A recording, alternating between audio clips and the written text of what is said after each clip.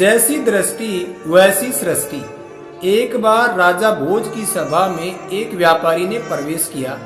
राजा भोज की दृष्टि उस पर पड़ी तो उसे देखते ही अचानक उनके मन में विचार आया कि कुछ ऐसा किया जाए ताकि इस व्यापारी की सारी संपत्ति छीनकर राजकोष में जमा कर दी जाए।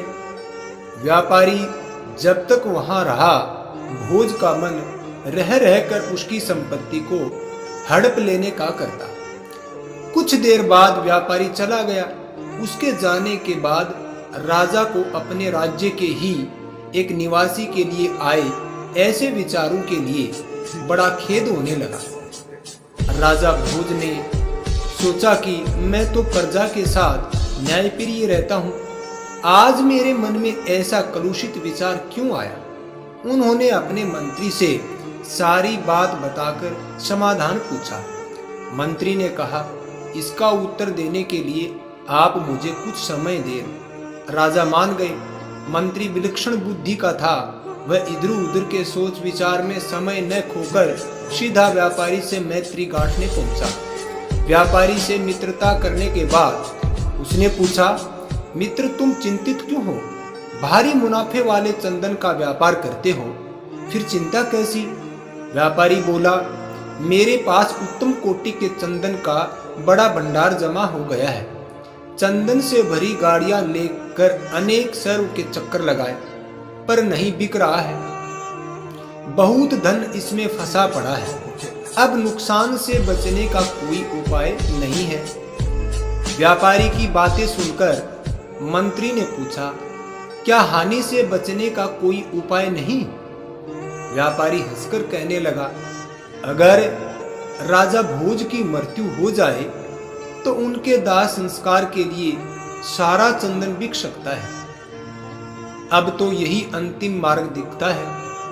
व्यापारी की इस बात से मंत्री को राजा के उस प्रश्न का उत्तर मिल चुका था जो उन्होंने व्यापारी के संदर्भ में पूछा था। मंत्री ने कहा, तुम आज से प्रतिदिन राजा का भोजन पकाने के लिए 40 किलो चंदन राज रसोई में भेज दिया करो, पैसे उसी समय मिल जाएंगे। व्यापारी ये सुनकर बड़ा खुश हुआ।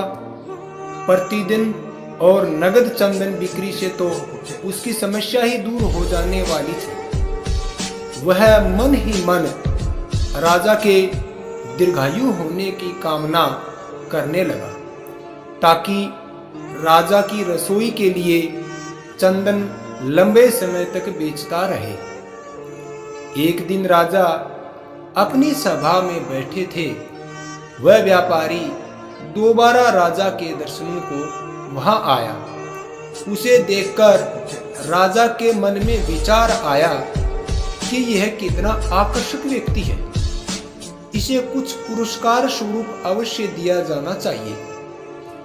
राजा ने मंत्री से कहा, यह व्यापारी पहली बार आया था तो उस दिन मेरे मन में कुछ बुरे भाव आए थे और मैंने तुमसे प्रश्न किया था। आज इसे देखकर मेरे मन के भाव बदल गए।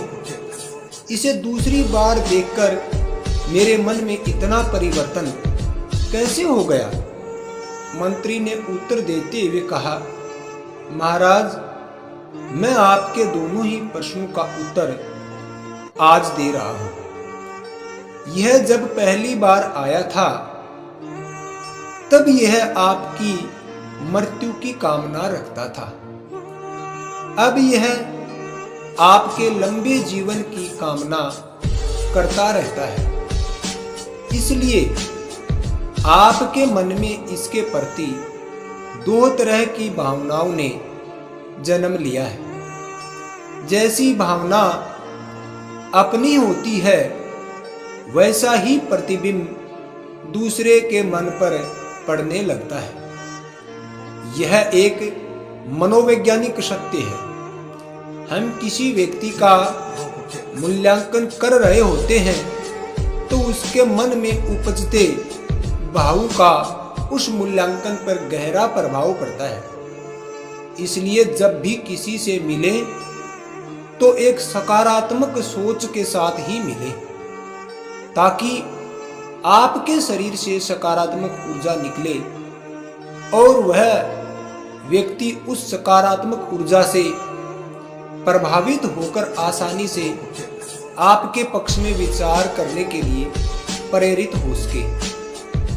ये कहानी आपको अच्छी लगी या वीडियो अच्छा लगा हो तो इसे जरूर लाइक करें और कमेंट बॉक्स में कमेंट लिखकर सुझाव जरूर देवें और इस चैनल को जरूर सब्सक्राइब करें। धन्यवाद। जय हिंद, वंदे मातरम।